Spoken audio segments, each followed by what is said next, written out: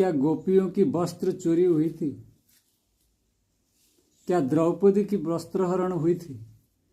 तो ये बात को चर्चा करते हैं। चलिए, ये कतई नहीं हुआ है, संभव ही नहीं है। क्यों संभव नहीं है? क्योंकि अगर कोई कुछ लड़कियों का वस्त्र को चुरा के पेड़ का ऊपर लेके रखेगा, खुद पेड़ का ऊपर बैठा रहेगा और बांसुरी बजाएगा, क्या यह संभव है? क्या वो कुटाई खाने के लिए वहां बैठा हुआ है? जो लोग देखेगा उसको तो डंडे से मारेंगे, पत्थर फेंकेंगे। यह कैसे संभव है बताइए?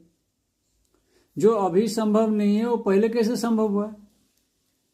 दिमाग तो लगाइए, बुद्धि तो लगाइए। वो कभी भी संभव नहीं होगा। ना भगवान ऐसा काम करेंगे कभी। भगवान का काम नहीं है यही काम करने के लिए भगवान बैठे हुए। किसी का वस्त्र चुराने लगे, किसी को वस्त्र देने लगे, यही काम भगवान कर रहे हैं। कोई भगवान कोई स्वर्ग में बैठे हुए हैं आदमी और आके यही काम कर रहे हैं। जरा सोचिए अपना बुद्धि से। जो इतना पावरफुल दिमाग मिला है हमको, बुद्धि मिला है, उसको थोड़ा सा तो चलाइए ना। ये कभी संभव नहीं है। इसका अंदर का तत्व को समझिए। ये तत्व के लिए ही, तत्व दृष्टि खोलने के लिए ही शास्त्रों में सब दिया है, चर्चा दिया गया है, शास्त्रों में संकेत दिया गया है।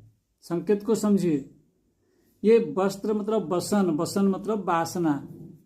गोपी जो होते हैं वो ऋषियां होते हैं, वो ऋषि थे, मुनि ऋषि जो साधक थे, साधु थे, वही गोपी के रूप में गोपनीयता में रहते हैं, इसलिए गोपी बोला जाता है उनको। उनको कोई जान नहीं पाता इतना आसानी से, समझ नहीं पाता, इसलिए गोपी बोलते हैं उसको। सीक्रेट है उनका मिशन। तो वह जो है अपना बसन को त्याग किए थे, मतलब वासना को त्याग करके यमुना में नहा रहे थे। यमुना में नहा रहे थे यानी क्या कर रहे थे? यमुना यानी यम नियम, यानी संयम कर रहे थे। संयमित धर्म पालन कर रहे थे वो, वासना को बाहर रख के। ये समझना चाहिए उसको। तो वासना को जब मुनि ऋषि त्याग करते हैं तब क्या करते हैं? जाके नहाते हैं। नहाते मतलब क्लींसिंग करते हैं। उनका प्रोसेस जो है मेंटल, बॉडी, माइंड सब क्लीनिंग होता है। ये शरीर का क्लीनिंग का बात नहीं किया जा रहा है यमुना में नहाने का। ये पूरा तरह से कॉन्शियसनेस को क्लीन करते हैं। और उनका जो कॉन्शियसनेस का जो वासना पार्ट है वो यूनिवर्सल कॉन्शियसनेस के साथ मिल जाता है, इसलिए भगवान आके चुरा लिए, यानी यूनिवर्सल कॉन्शियसनेस में मिल गए।